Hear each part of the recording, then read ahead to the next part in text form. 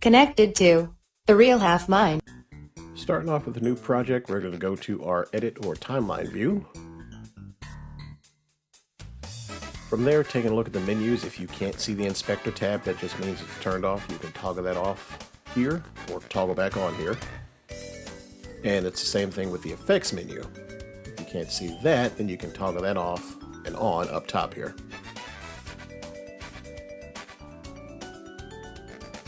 Alright, now we're going to bring a clip into the timeline. If it's your first time dropping a clip into your timeline, it will always ask this. I always want mine to match the frame rate, so click on change. Alright, we're going to go to this down arrow to turn on our open effects overlay, because when we make changes we need to be able to see them, so without that on we wouldn't be able to see them. Now make sure you're in the open effects menu, and then we're going to go up to the search bar, just type 3.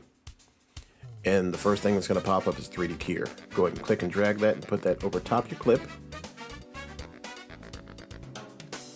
Now, once that's dropped, it's going to change our inspector view to the effects tab.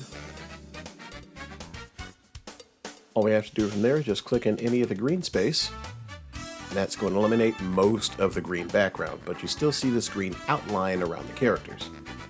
So to get rid of that, we're going to go to Behavior Options, go to this drop-down menu, change that to the bottom one lab, change it to Soft, and raise this bar up until you no longer see the green outline.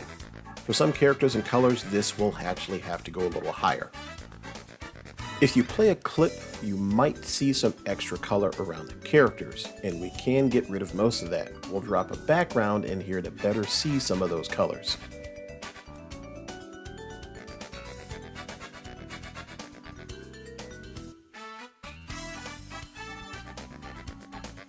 And here it's a little bit easier to see the kind of smoky overlay that's kind of going on. This happens typically during special moves and supers because there are extra colors going on. So you can just click and drag down until you see that kind of haze going away. Now notice how it's kind of almost gone in the middle, but you still see it on the top section there, so you can just click and drag around to that and you see it pretty much disappear. And for the most part, most of that is gone.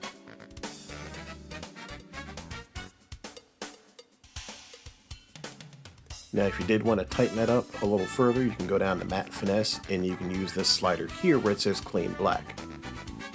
That'll help to clean that up a little bit further, but make sure not to go too far to the right because you'll actually start pulling away from the color of the characters.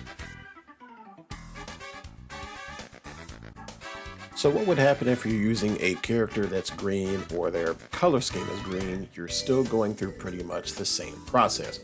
Go ahead and drop the clip on the timeline, make sure your effects are turned on, go to Open Effects, search for 3D Keyer, and drop that on top of your clip. And like before, we're just going to click in an open green area, go over to Behavior Options, change that down to Lab, and then click on Soft. Now you notice if you use this slider here, once you go too far to the right, you're actually taking away from the color of your character.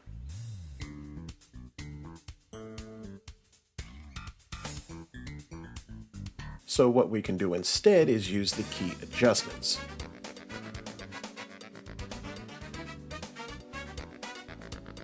So the only one I really used here was just the tolerance at the top. And you can just click and hold and slide that back and forth to change this number. What I found easiest to do is if you go all the way to the right until the color from your character starts to disappear, then go back to the left. Once that color is filled in, then you're pretty much good to go. Then once that's done, just go ahead and move your clip, drop the background in, and see how it looks for you.